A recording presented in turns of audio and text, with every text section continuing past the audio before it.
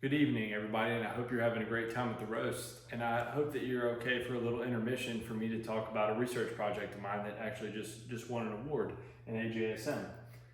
So I teamed together with my senior sports mentor, Dr. Kane, last year during fellowship to do a little kinematic study that actually went on to win the Given a Shit Award from the AJSM, which apparently is hard for some people to do. So the study that we looked at was a kinematic review looking at the minimal knee flexion required to perform a successful marriage proposal. And I teamed up really with some great scholars here, of course, Dr. Kane, and then I teamed up with David Goggins because he's not only interested in the power of human will, but the lack thereof of human will.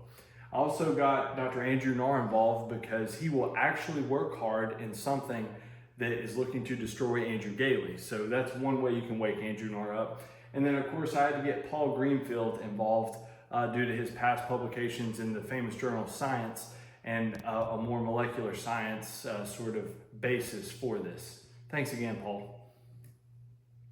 There was no external funding received for this, and David Goggins actually adamantly turned down a per diem offer and said that he would do this on his own dime. So our why. So there's a phenomenon that's very uncommon, but that goes on to where people seem to prolong dating out for nearly decades, and we can't figure out what is prohibiting a male from proposing to a female. And so we started brainstorming about potential causes that may slow things down on this. And for those of you all who are not acquainted with animal kingdom, this is a sloth. So one potential cause is it maybe just because, quote, I forgot. But then we had Paul Greenfield here who's able to actually successfully propose. So we had to throw that out because he's the most forgetful guy I've ever met. Maybe it's just a complete lack of chivalry, but here's the least chivalrous guy that anybody in this room will ever encounter throughout their entire life, and he was able to successfully propose. Maybe it was just that the person was too busy scheming the call schedule to minimize his own work. But yet again, that was disproved when Andrew Narr was able to successfully propose.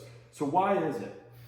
So being ortho-minded, we went a more biomechanical route to try to determine why somebody may be inhibited from proposing and looking much like this animal up here. So we decided to maybe look at, is it the actual physical act of proposing that's stopping somebody? Is it the deep knee flexion required that maybe somebody doesn't have, and that's the reason they're not proposing? So our hypothesis was that perhaps somebody might even wait several decades to propose due to the inability to achieve appropriate knee range of motion required at the time of a standard proposal. So for our methods, we ended up getting 30 participants together. So we had some recreational athletes, which of course excluded any current ortho residents. We actually had some patients from the med, and then we did have some ortho residents, which again means that they're non-athletes. And just to clarify, based on some of our subjects, here's an actual subject of ours that I wanted to let everybody know is an actual ortho resident, not to be confused with a med patient. So what did we find? We found that the average minimum knee flexion required to achieve a successful kneel down was about 109 degrees. However, if you could reach a minimum, just a minimum knee flexion angle of 32 degrees, you actually could still perform a somewhat clumsy, but still could perform the actual act of proposing. Astonishing results. 2 of our med patients had bilateral below knee amputations, and although they took longer time to actually complete the act of proposing, they were able to successfully do this with bilateral below knee amputations. Also, we enrolled our ortho resident here, Patrick Sullivan, who is post-op day 6 from his recent knee scope, and he was actually able to achieve 136 degrees of flexion, which is completely outside of his post-operative meniscal repair protocol. An interesting thing that we found with this is apparently 136 degrees of flexion is still not enough to actually show up to work because he wasn't showing up on my rotation despite being able to do this. Thanks, Pat, and again, awful job on the rotation. Factors that we found to be associated with successful form while proposing: high grit score, just your overall baseline physical fitness level, and people having an average ground speed above 1.2 miles per hour. And it was really on this slide and this discovery where the light bulb went off in my head, explaining why the subject that we were really focusing on has been so unsuccessful in completing this task. I want to give a special thanks to Paul, as always, because he contributed the molecular sciences mind to this. And excuse me, I'm having to read off his exact quote.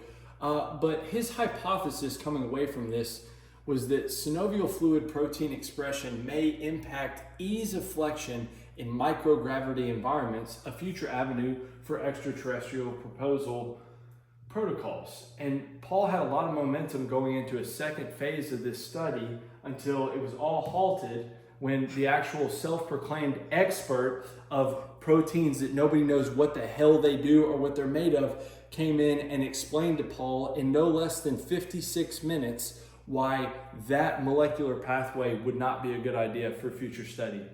Thanks, Evan. Thank you for your attention tonight to hear about my award-winning paper. And I'll leave you with a recent conversation that I had with a good friend of mine, Jeff Allen, head athletic trainer at the University of Alabama, that nobody can participate as a covering physician at the University of Alabama unless they are married. Have a great night, guys.